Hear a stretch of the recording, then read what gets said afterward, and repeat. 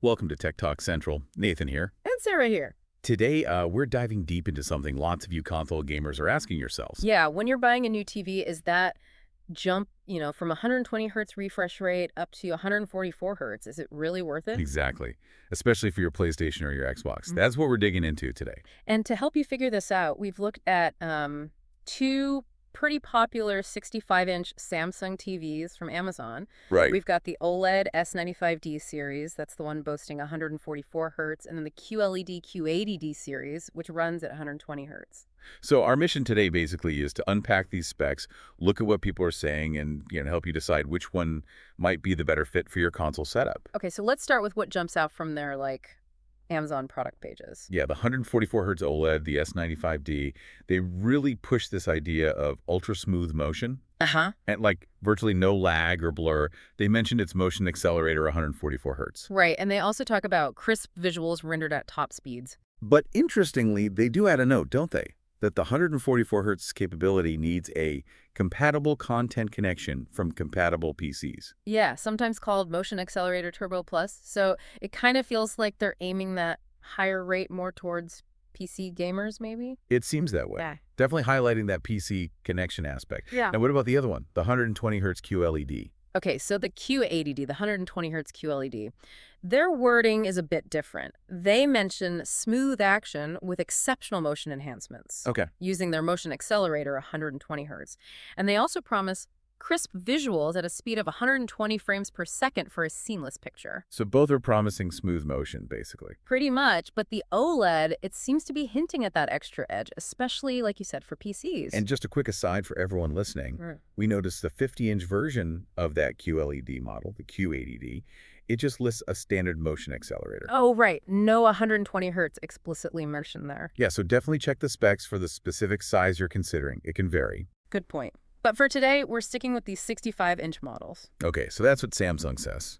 But what about real-world experiences? What are customers finding? Let's get into the reviews. All right, let's start with the higher spec model, the 144 hertz OLED, the S95D. Okay. One person, a verified purchaser, using it with a gaming PC, actually noted that the motion settings needed some adjustments. Ah, okay. So not quite plug-and-play perfect out of the box, maybe. Potentially, yeah. They said they had to tweak things to stop the TV from stuttering, which, raises a question for you, the listener. Are you okay with maybe needing to fiddle with settings? That's a really fair point. Mm-hmm. But it's worth adding, this same reviewer said after they made those adjustments, it was not an issue. And they also found connecting their gaming PC to it was also very good, too. So the potential's there, definitely, for that high-end PC experience. It just might take a little, dialing in. Right, a bit of effort. Yeah. Any other insights from the OLED reviews? Yeah, another one caught my eye. Someone praised the lack of dithering or ball ghost trail when they were watching football. Oh, interesting. So fast-paced sports looked good. Exactly. It suggests the motion handling is really clean, even with, super fast action on screen. Good sign for overall motion quality. Okay, so that's the 144 hertz OLED. Now, let's switch gears to the 120 hertz QLED, the Q80D. What are people saying there? Well, interestingly, we found fewer reviews specifically calling out console gaming for this one. Okay. But what came up again and again was praise for just great picture quality overall and smooth performance for, general TV watching. So, sounds like a solid all-rounder then. It seems that way, yeah. One reviewer actually said they upgraded to this QLED and were so happy with it, even comparing it favorably to an OLED they'd seen elsewhere. Interesting. Did they mention why? Well, they specifically called out the wonderful sound quality out of the box, which, okay, isn't refresh rate. No, but it's part of the overall experience, right? Especially for gaming immersion. Definitely. And another customer mentioned using it for both gaming and movies, and crucially, that it works well in daylight and also at night. Good versatility. Okay, so let's try and tie this all together for someone listening who's mainly a console gamer. You've got your PS5, your Xbox Series X. Is that extra 24 hertz on the OLED really going to make a noticeable difference? That's the million-dollar question, isn't it? Or maybe the $1,000 question, given the price difference.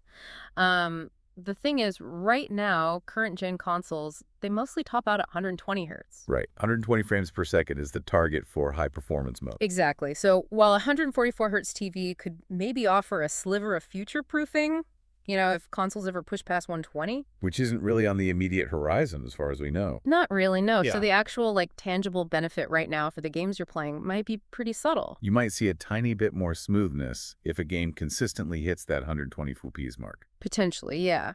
But is it going to be a huge game-changing difference compared to a really good 120 hertz panel? Probably not for most people. And we have that review mentioning the need to adjust settings on the OLED. Right. So if you're someone who just wants to plug your console in and have it look great without messing around in menus, Then the 120 hertz QLED, based on the reviews praising its out-of-the-box quality and smooth performance, seems like a really strong contender. It sounds more straightforward. and we should definitely talk about the price difference again because it's significant. It really is.